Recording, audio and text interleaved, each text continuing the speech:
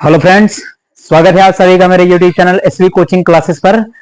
और जैसा कि हमने अपने पिछले वीडियो में अम्ल और क्षारक है ना, इनकी बातों का पूरा डिस्कशन कर लिया था। इसके पहले का जो मेरा वीडियो था उसमें मैंने आपको क्षारक बनाने की विधि, रासायनिक गुण और उपयोग के विषय में आपको पढ़ा दिया था। तो वहां पर मैंने बेस के विषय में आपको पढ़ा दिया था। आज का जो हमारा टॉपिक जस्ट उसी के आगे रहेगा, जैसा कि आपके चैप्टर का नाम भी था, एसिड बेस एंड सॉल्ट। तो एसिड और बेस यानी अम्ल और क्षारक।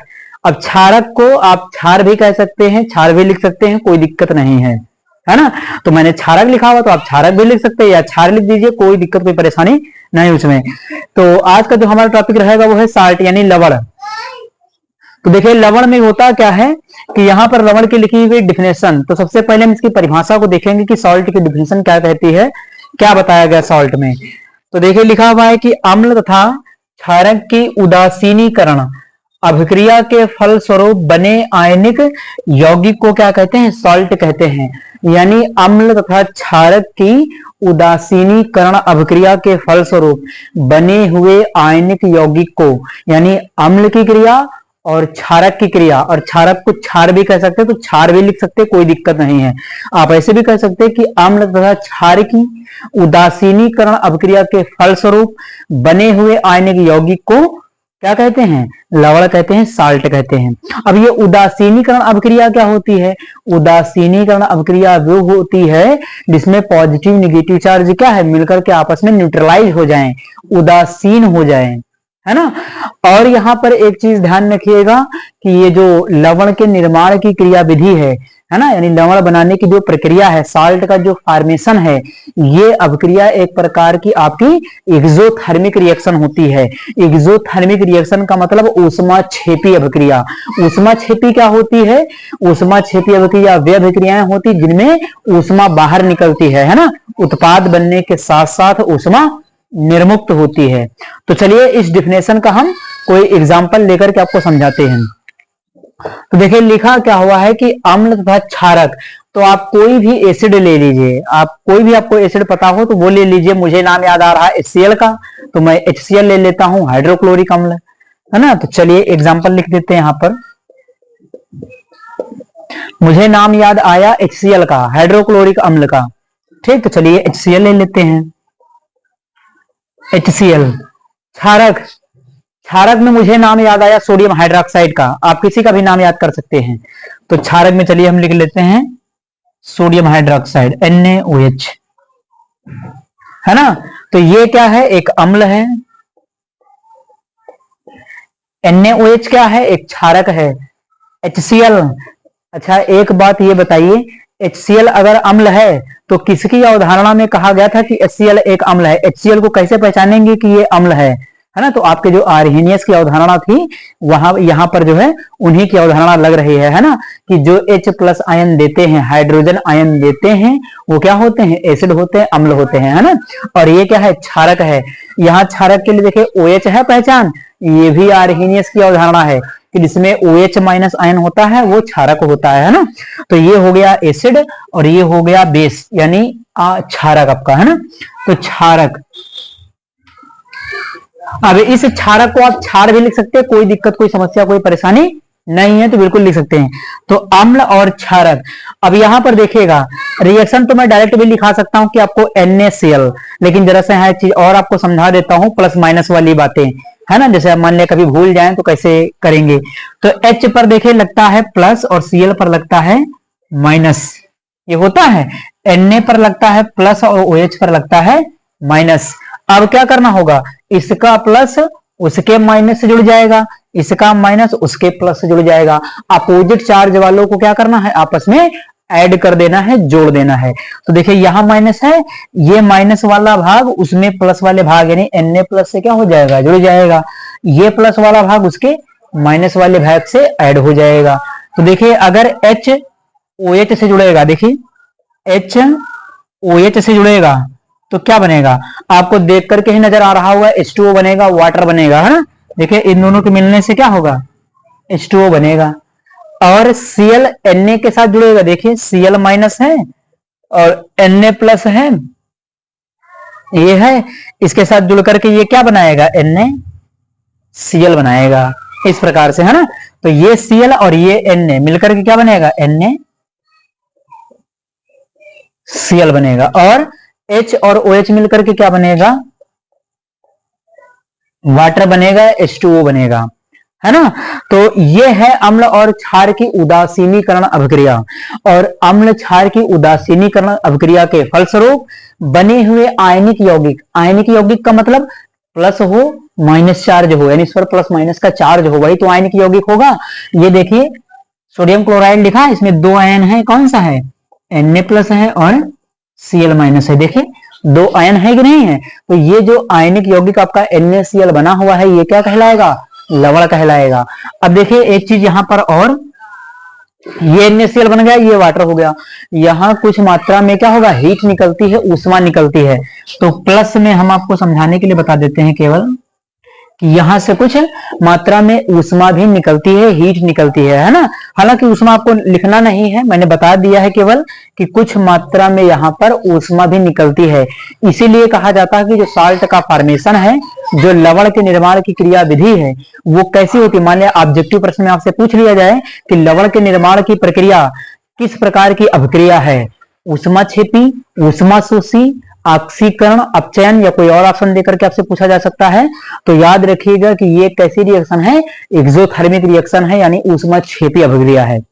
ठीक, तो एक तो ये हो गया, है ना। अब सेकंड एग्जांपल भी मैं कोई आपको एक और साल्ट बना करके आपको दिखा देता हूं। चलिए, तो मैं इसको इरेज कर देता हूं।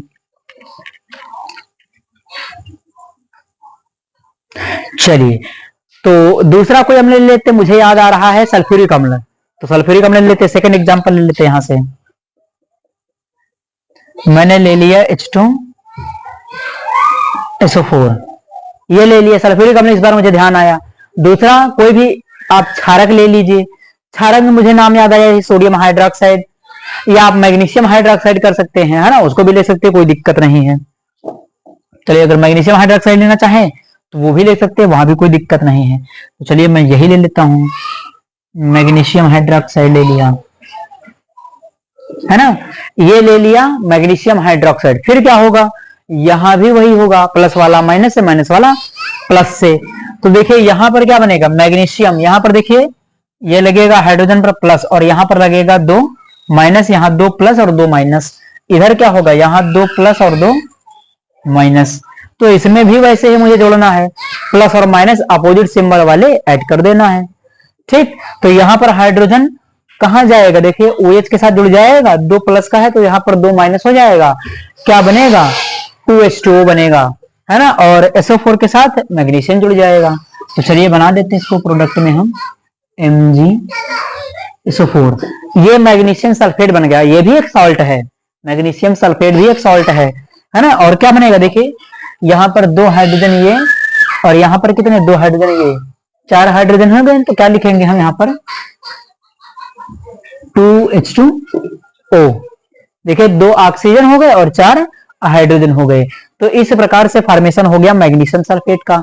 तो इसी प्रकार से आप किसी का भी एग्जांपल, एक अम्ल लीजिए, एक क्षार लीजिए, है ना, उसकी आपस में रिएक्शन करवा दीजिए, प्लस माइनस को अपोजिट सिंबल वाले को ऐड कर दीजिए, तो आपका जो बनकर के तैयार होगा वो सॉल्ट तैयार होगा, वो लवण कहलाएगा, है ना। तो यहां पर मैंने आपको लवण की डिफिनेशन बता दी, है ना। और उदासीनीकरण अभिक्रिया होती है, उदासीनीकरण का मतलब है neutralisation reaction, plus minus ion वहां पर क्या होते हैं, बराबर होते हैं, एक दूसरे को कैंसिल आउट करते हैं, वो उदासीनीकरण अभिक्रिया होती है। ठीक, तो आप इसका स्क्रीनशॉट ले लीजिए, फिर मैं आपको जो है यहां पर सॉल्ट के प्रकार, आप इसका स्क्रीनशॉट ले लीजिए, फिर मैं आपको सॉल्ट के प्रकार यानी लवण के प्रकार के बारे में बता देता हूं। तो चलिए देख लेते हैं टाइप ऑफ सॉल्ट यानी लवण के प्रकार। तो पहला देखिए नंबर फर्स्ट है, देखिए लवण कई प्रकार का होता है, मैं सारे डिस्कशन आपसे करूंगा यहाँ पर, है ना। तो नंबर फर्स्ट क्या आपका कॉमन सॉल्ट है, यानी ये है सामान्य लवण, है ना, कॉमन सॉल्ट। देखिए कॉमन सॉल्ट क्या होता है कि जब अम्ल और क्षार की, यानी जब अम्ल और क्षार या क्षारक, है ना, जब अम्ल और क्षारक की पूर्ण उदासीनीकरण अभिक्रिया के फलस्वरूप, है ना, प्राप्त जो लवण होता है वो हमारा क्या कहलाता है, सामान्य लवण कहलाता है। यानी अम्ल और क्षार का जब पूर्ण उदासीनीकरण हो जाएगा तब जो लवण बनेगा, जिस लवण का निर्माण होगा वो कहलाएगा सामान्य लवण, यानी कॉमन साल्ट कहलाएगा। कॉमन साल्ट में एक सबसे बड़ी खासियत क्या होती है कि कॉमन साल्ट में आपको हाइड्रोजन आयन या हाइड्रोक्साइड आयन OH माइनस या H प्लस या OH माइनस आयन आपको देखने को नहीं मिलता है ना। तो यहां पर ये महत्वपूर्ण बात लिखी हुई है।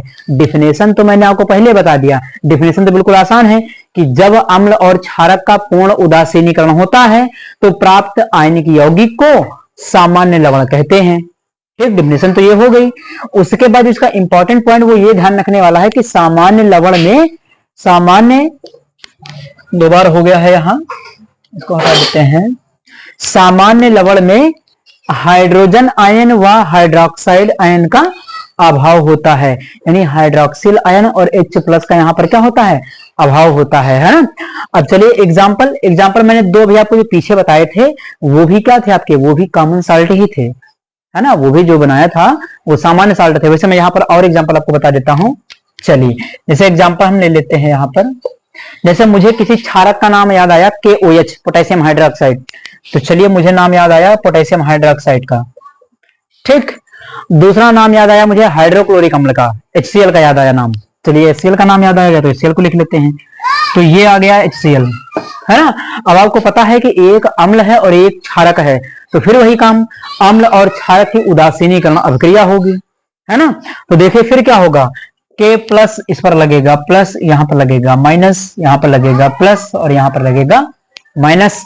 अपोजिट चार्ज वालों को क्या करना है, जोड़ देना है, यानी K जुड़ जाएगा Cl के साथ और H जुड़ जाएगा, ये जो OH आपका है वो जुड़ जाएगा H के साथ, तो ये वाटर बना देगा और ये KCl बना देगा। सामने नजर आ रहा होगा आपको क्या बनेगा, तो यहां पर बन जाएगा KCl, पोटेशियम क्लोराइड बन जाएगा, है ना, और बनेगा OH और H मिलकर के क्या बनेगा, H2O, यानी वाटर मिलेगा।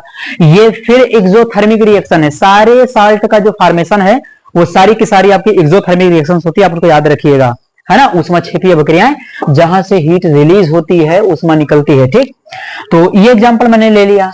एक एग्जांपल और बता देते हैं आपको, चलिए एक एग्जांपल और ले लेते हैं। मुझे नाम याद आया कैल्शियम हाइड्रोक्साइड, बुझा हुआ चूना। ठीक, चलिए बुझा हुआ चूना मुझे याद आ गया, तो कैल्शियम हाइड्रोक्साइड ले लिया, है ना। मुझे क्या याद आया, कैल्शियम हाइड्रोक्साइड याद आया। इसके बाद कोई एक क्षारक तो ले लिया है, कोई एक अम्ल को याद कर लीजिए, कोई भी अम्ल याद कर लीजिए, है ना। जैसे मुझे नाम याद आ गया हाइड्रोक्लोरिक अम्ल, हाइड्रोक्लोरिक अम्ल HCl ले सकते हैं या H2SO4, कोई भी ले लीजिए, कोई दिक्कत कोई परेशानी समस्या नहीं है। तो यहां पर आप ले लीजिए, चाहे H2SO4 ले लीजिए, है ना, ये ले लिया। अब कैल्शियम पर क्या होता है, डबल प्लस होता है, SO4 पर क्या लगता है, 2 माइनस, और यहां पर क्या होगा 2 प्लस, यहां पर क्या होगा 2 प्लस और यहां पर क्या होगा 2 माइनस। तो इसका प्लस इसके माइनस से, इसका माइनस इसके प्लस से जुड़ जाएगा, तो ये कैल्शियम SO4 के साथ जुड़ेगा तो क्या बनेगा, कैल्शियम सल्फेट, यानी यहां पर बन जाएगा CaSO4। देखिए बना कैल्शियम सल्फेट। उसके बाद ये आपका जो OH का होल ट्वाइज है, ये और H मिलकर के क्या बन जाएगा 2H2O, वाटर का फॉर्मेशन हो जाएगा, यहां हो जाएगा 2H2O, है ना। तो इस प्रकार से ये हमारे कॉमन साल्ट हो गए। आप बहुत सारे कॉमन साल्ट बना सकते हैं, मैं चाहूं तो और भी एग्जांपल आपको करवा सकता हूं, लेकिन आपको एग्जांपल कोई एक या दो एग्जाम के लिए याद रखना है ना। बस इतना याद रखिए कि कौन कौन कॉमन साल्ट आपके हो सकते हैं। देखिए यहां पर क्या है कि H प्लस और OH माइनस नहीं है, है ना। ये जो साल्ट है इनके साथ में कहीं पर आसपास H प्लस या OH माइनस नहीं दिखाई दे रहा है, क्योंकि ये कॉमन साल्ट है, सामान्य लवण है ना। KCl, CaSO4 जो कैल्शियम सल्फेट है, या अभी एल्युमिनियम सल्फेट ले लेते, मैग्नीशियम सल्फेट ले लेते, कोई भी हो, है ना, तो वो सब क्या है आपके कॉमन साल्ट हैं। अभी जब आप अम्लीय और क्षारकीय में पढ़ेंगे तो अम्लीय के लिए वहां पर H प्लस आपको मिलने लगेगा, क्षारकीय के लिए OH माइनस मिलने लगेगा। तो आप इसका स्क्रीनशॉट ले लीजिए, फिर मैं आपको अम्लीय, क्षारीय और आगे की भी डिस्कशन कर लेता हूं आपसे। चलिए देख लेते हैं अगला जो सेकंड नंबर हमारा वो है एसिडिक सॉल्ट, यानी यहां पर लिखा हुआ है एसिडिक सॉल्ट यानी अम्लीय लवण। तो इसकी परिभाषा में क्या होगा, देखिए यहां भी डिफिनेशन जो है सब में वैसे ही लिखी जाएगी कि अम्ल और क्षार का पूर्ण उदासीनीकरण होता है। तो उसके आगे हमें बढ़ाना, इसमें जोड़ना क्या होगा कि जब अम्ल का पूर्ण उदासीनीकरण नहीं हो पाता है। यानी जब अम्ल और क्षार की उदासीनीकरण अभिक्रिया के फलस्वरूप, है ना, अम्ल का पूर्ण उदासीनीकरण नहीं हो पाता है, तो इस प्रकार प्राप्त होने वाला लवण हमारा क्या कहलाता है? अम्लीय लवण कहलाता है ना, एसिडिक सॉल्ट कहलाता है। और एसिडिक सॉल्ट के अंतर्गत क्या होगा कि यहां पर धनायन और ऋणायन के अतिरिक्त एक हाइड्रोजन आयन यानी H प्लस, अम्लता की पहचान क्या है? H प्लस है। तो यहां पर धनायन और ऋणायन के अतिरिक्त एक हाइड्रोजन आयन आपको प्राप्त होता है। जैसे एग्जाम्पल में क्या है, तो एग्जाम्पल में आप लिख सकते हैं, जैसे ये आपका है NaHCO3, NaHCO3 ये है sodium bicarbonate. Sodium bicarbonate baking soda, खाने वाला सोडा आपने देखा होगा, है ना। तो यहां पर क्या है, जब इसको हम वाटर में डिजोल्व करते हैं, पानी में डिजोल्व करेंगे, मिलाएंगे, घोलेंगे, तब क्या होगा, ये वाटर में डिजोल्व करने के बाद H2O में डिजोल्व करने के बाद क्या होगा, देखिए यहां से आपको मिलेगा Na प्लस, ये मिलेगा, CO3 माइनस मिलेगा आपको, प्लस, और बीच में क्या है, हाइड्रोजन आयन भी तो है, तो ये भी मिलेगा आपको, यहां पर मिलेगा H प्लस, H पॉजिटिव और CO3 माइनस, ये देखिए मिलेगा, है ना, कि यहां पर मिलेगा Na प्लस, H प्लस और CO3 माइनस, है ना। वैसे CO3 पर देखा जाए तो यहां पर डबल माइनस लगता है, ये अब सही है बिल्कुल, है ना। तो ये होगा आपका एसिडिक सॉल्ट। इसी प्रकार से आप देख रहे हैं कि यहां पर क्या है, इसको पानी में घोलने के बाद यहां पर Na प्लस मिला और CO3 मिला, तो ये दोनों तो मान लिया मिलकर के उदासीन हो जाएंगे, है ना, ये प्लस और माइनस चार्ज हो गया, प्लस माइनस वाला। लेकिन इसके अतिरिक्त एक संख्या में ज्यादा क्या है, हाइड्रोजन आयन H प्लस, और जब H प्लस आयन की संख्या ज्यादा है तो आपको किसका प्रभाव दिखाई देगा, अम्ल का प्रभाव दिखाई देगा, तभी तो ये कहलाया है अम्लीय लवण। सेकंड एग्जांपल जैसे आपके सामने लेते हैं, यहां पर सोडियम बाइसल्फाइड, ये है NaHSO3, इसको भी वाटर में डिजोल्व करेंगे, जरा यहां पर देख लीजिएगा, है ना, अगर इसको, तो ये ऐसे बन जाएगा,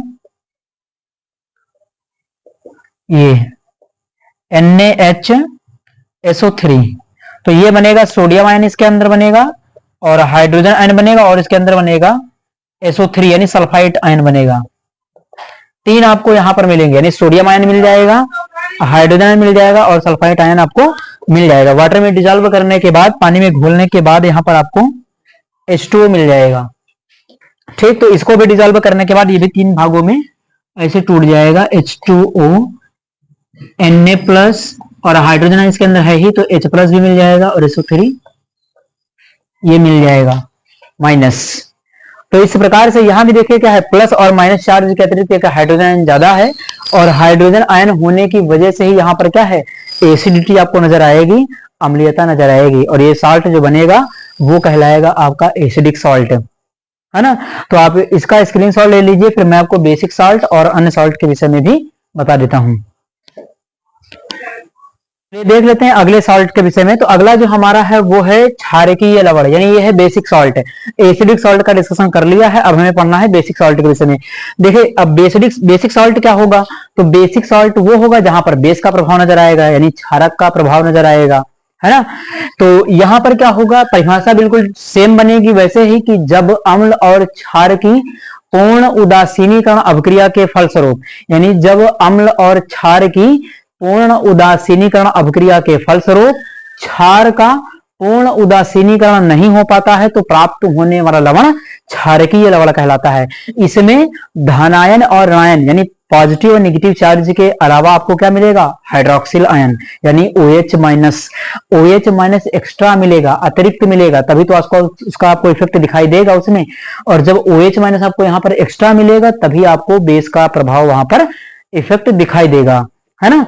जैसे एग्जाम्पल में क्या बन सकता है, तो एग्जाम्पल में जैसे वहां पर आपने देखा तो इसके लिए बन जाएगा एग्जाम्पल, जैसे CaOHCl, ये है कैल्शियम हाइड्रोक्साइड, और क्लोरीन इसके साथ ऐड है ना।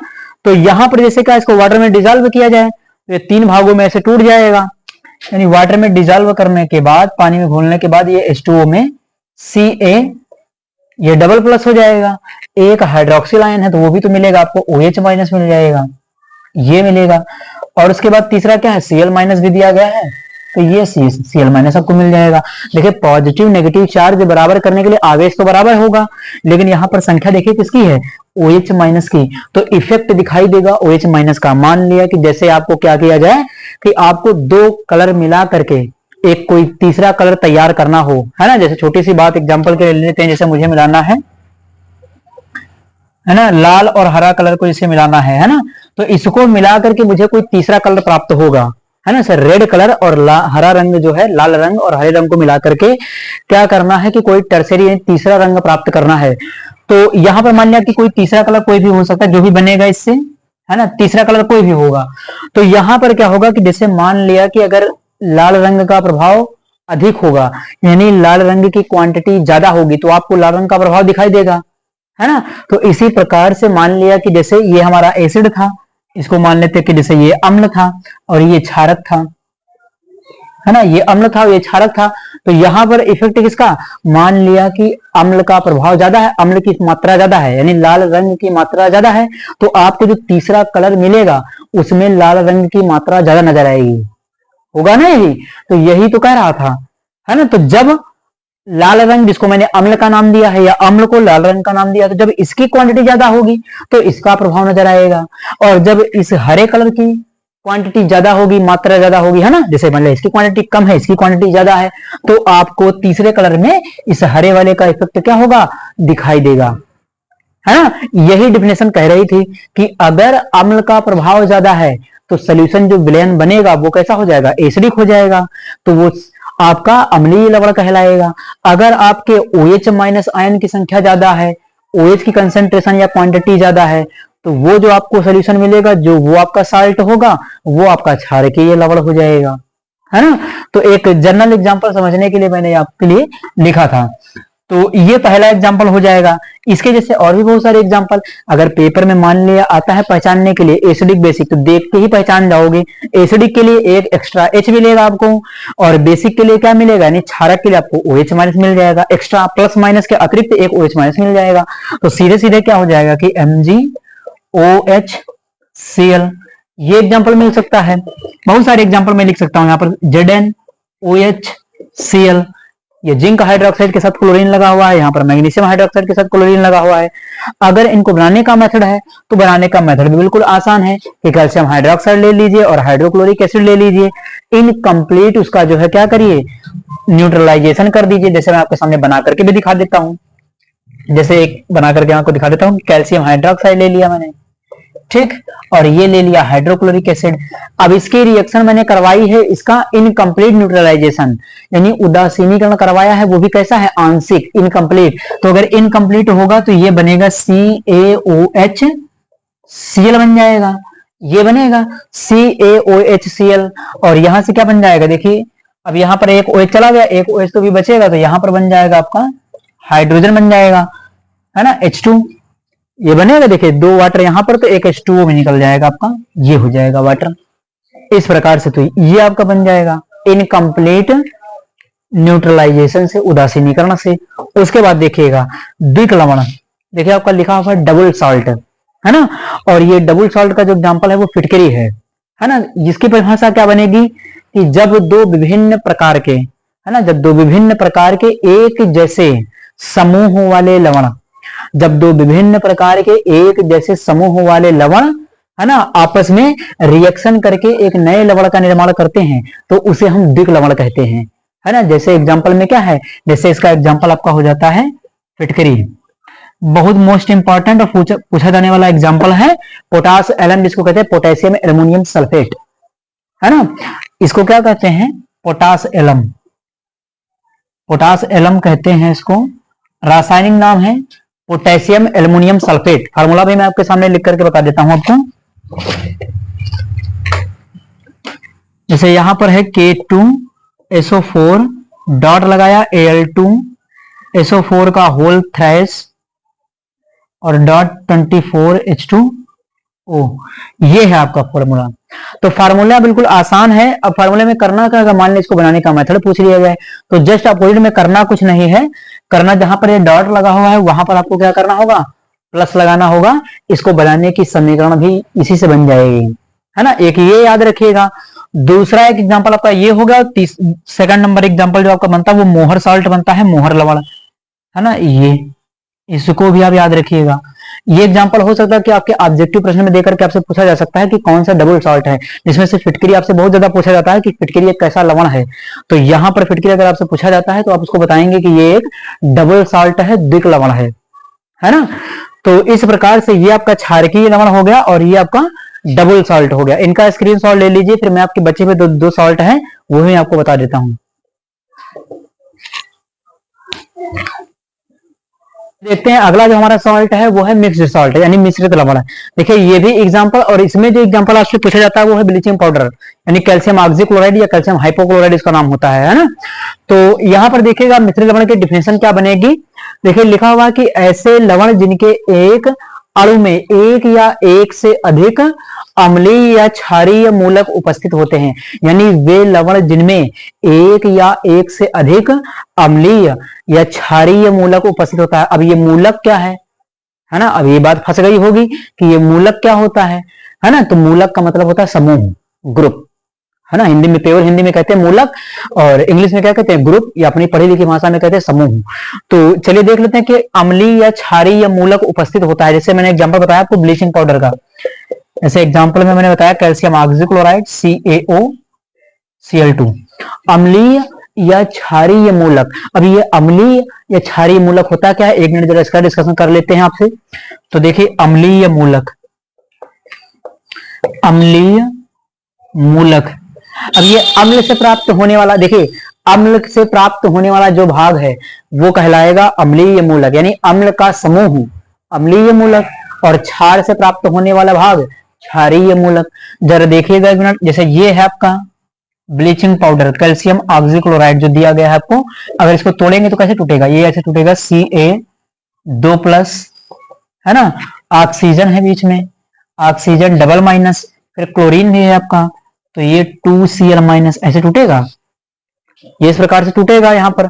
अब इसके बाद होगा क्या, यहाँ पर देखिए कि आपको दो प्रकार के समूह मिलेंगे।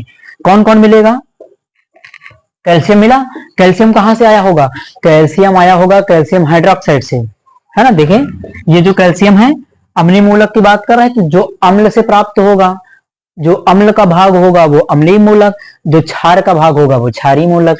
कैल्शियम कहां से आया होगा, कैल्शियम आया होगा कैल्शियम हाइड्रोक्साइड से। तो देखिए ये क्षार का भाग है कि नहीं, अगर कैल्शियम हाइड्रोक्साइड को तोड़ दिया जाए, डिकम्पोज कर दिया जाए तो Ca++ में टूटेगा ऐसे, है ना। तो ये किसका भाग है, क्षारक का भाग है। तो क्षारक से प्राप्त भाग क्षारीय मूलक कहलाता है। ठीक, क्लोरीन, देखिए क्लोरीन कहां से आया होगा, HCl से। देखिए HCl को तोड़ेंगे तो यहां से क्या मिलेगा, क्लोरीन मिलेगा कि नहीं मिलेगा, HCl से, है ना। तो जो अम्ल से प्राप्त भाग होगा टूटने के बाद वो क्या कहलाएगा, अम्लीय मूलक, है ना। तो यहां पर आप देख रहे हैं कि जो कैल्शियम आयन है एक Ca++, ये है आपका क्षारीय मूलक। क्यों, क्योंकि ये क्षार से प्राप्त हुआ भाग है। तो जो क्षार से प्राप्त होगा वो क्षारीय मूलक, जो अम्ल से प्राप्त होगा भाग वो कहलाएगा अम्लीय मूलक, है ना। तो यहां पर यही कह रहा था कि एक या एक से अधिक अम्लीय या क्षारीय मूलक उपस्थित हों। तो देखिए एक है ये क्षारीय मूलक और एक है ये अम्लीय मूलक। देखिए ये क्षारीय मूलक, ये अम्लीय मूलक उपस्थित है कि नहीं है ना। तो ये आपका क्या है, बहुत एग्जांपल पूछा जाता है ब्लीचिंग पाउडर, एक नंबर में ध्यान रखिएगा इसको। तो ये मिक्स सॉल्ट है आपका, मिश्रित लवण है। इसके अलावा कौन है, माइक्रोकॉस्मिक लवण। माइक्रोकॉस्मिक लवण क्या होता है, ANH4HPO4, है ना ये। तो यहां पर देखिए क्या है कि ये है आपका सोडियम, देखिए लिखा सोडियम अमोनियम हाइपोफास्फेट, इसका पूरा नाम देखिए सोडियम अमोनियम हाइपोफास्फेट, पूरा नाम है सोडियम अमोनियम हाइपोफास्फेट, शॉर्टकट में कहते हैं माइक्रोकॉस्मिक लवण, है ना, इसको कहते हैं माइक्रोकॉस्मिक लवण। यहां भी क्या है, यहां भी आपको एक से ज्यादा अम्लीय या क्षारीय मूलक मिलेगा। कौन कौन सा देख लीजिए, Na दिया, Na कहां से आया होगा, Na आया होगा NaOH से, है। NH4 कहां से आया होगा, NH4OH से, अमोनियम हाइड्रोक्साइड से। तो देखिए NH4OH मिला, HPO4, अब H3PO4 ये तो एक आर्थोफास्फोरिक अम्ल होता ही है, है, ये वहां से आया होगा। तो ये एसिडिक पार्ट है H3PO4 का, है ना, ये वहां से निकल करके आया है। तो केवल नाम याद रखिएगा कि ये आपका माइक्रोकास्मिक लवण है ना, जिसका नाम है सोडियम अमोनियम हाइपोफॉस्फेट। ठीक, चलिए, तो ये हो गया आपका। उसके बाद लास्ट हम आपसे डिस्कशन कर लेते हैं, नंबर जो 6 है वो आपका है संकर लवण, है ना, यानी हाइब्रिड सॉल्ट। लास्ट जो आपका बचता है वो है संकर लवण, ये है। तो देखिए संकर लवण का एग्जांपल तो बिल्कुल आसान है, जैसे K4FeCN6 आपने पढ़ा होगा, उपसह संयोजन यौगिक जैसे कंपाउंड जो होते हैं वो कहलाते हैं संकर लवण। तो इसमें क्या होगा कि जब कोई भी लवण दो सामान्य लवण से मिलकर के बनता है तो उसे हम कहते हैं संकर लवण, है ना। संकर लवण क्या होगा, दो सामान्य लवण से मिलकर के बनता है। अंतर इसमें क्या होता है कि जो संकर लवण होता है इसमें दो भाग होते हैं, एक आयनिक भाग होता है और एक अनआयनिक भाग होता है ना। और जो इसका अस्तित्व है वो ठोस और द्रव दोनों अवस्थाओं में रहता है, यानी लिक्विड अवस्था, द्रव अवस्था और ठोस अवस्था दोनों में इनका अस्तित्व रहता है। जैसे एग्जांपल क्या होगा, जैसे एग्जांपल के लिए मैं आपको बता देता हूं, एग्जांपल हो जाएगा आपका K4FeCN6, इस प्रकार के, है ना। इस प्रकार के जितने भी कंपाउंड आपको दिखाई देंगे वो सारे के सारे आपके हैं संकर लवण, यानी हाइब्रिड सॉल्ट हैं ये, है ना। इनको हम क्लास जब 12th में आप आ जाएंगे तो इन पर एक चैप्टर पूरा दिया गया होता है, कोऑर्डिनेशन कंपाउंड, उपसह संयोजन यौगिक, वो चैप्टर आप पढ़ेंगे, उनमें पूरी डिटेल जानकारी इसके विषय में एक एक स्टडी करना होता है, मुझे वहां पर पढ़ना होता है इसके विषय में संकर लवण। तो सामान्य सी बात है, याद रखिएगा, पोटेशियम फेरोसाइनाइड इसका नाम है, K4FeCN6, है ना, K4FeCN6 पोटेशियम फेरोसाइनाइड, और इसी का भाई है K3FeCN6, है ना, ये भी है K3FeCN6, है ना, K3FeCN6 पोटेशियम फेरीसाइनाइड, है ना। तो इसमें से मान्य कोई भी एग्जांपल अगर आपको दिया जाता है तो संकर लवण बिल्कुल पहचानने का, ब्रैकेट आप देख लेंगे तो ये पहचानने में ऐसे आ जाएगा। और ब्रैकेट के बाहर वाला पार्ट जो होता है वो क्या होता है, आयनाइजेबल होता है, आयनित तो होता है, अंदर का पार्ट कभी भी नहीं टूटता इसका। ठीक, तो आज यहां तक मैंने बात कर ली है आपके लवण और लवण के प्रकार के विषय में, है ना। तो उम्मीद करता हूं कि आज जो पढ़ाया है वो आपको बिल्कुल समझ में आ गया होगा। देखिए अब एक चीज यहाँ पर एक जानकारी और है कि अब नोट्स जो मेरा है वो आपको मेरे Telegram channel SV coaching classes पर आपको मिलता रहेगा, है ना। और जैसा कि आप ये भी देख रहे हैं कि अब यहाँ पर क्या हो रहा है कि स्प्रेड फॉर्म पर लोग जुड़ते जा रहे हैं, तो आप भी ज्यादा से ज्यादा चैनल को शेयर करते रहिए, है ना, क्योंकि आप जैसे जैसे शेयर करते रहेंगे मेरा ये वादा है कि मैं यहाँ पर क्या करूंगा कि एक एक पर्सन को और ऐड करता जाऊंगा, यानी आपके रिक्वायरमेंट के उस पर जो है बेसिस पर मैं इसमें और भी लोगों को जोड़ता जाऊंगा, ताकि आपको अच्छा से अच्छा कंटेंट मैं इस चैनल के माध्यम से प्रोवाइड कर सकूं, है ना। तो चलिए मिलते हैं हम अपने अगले वीडियो में। Thanks for watching this video.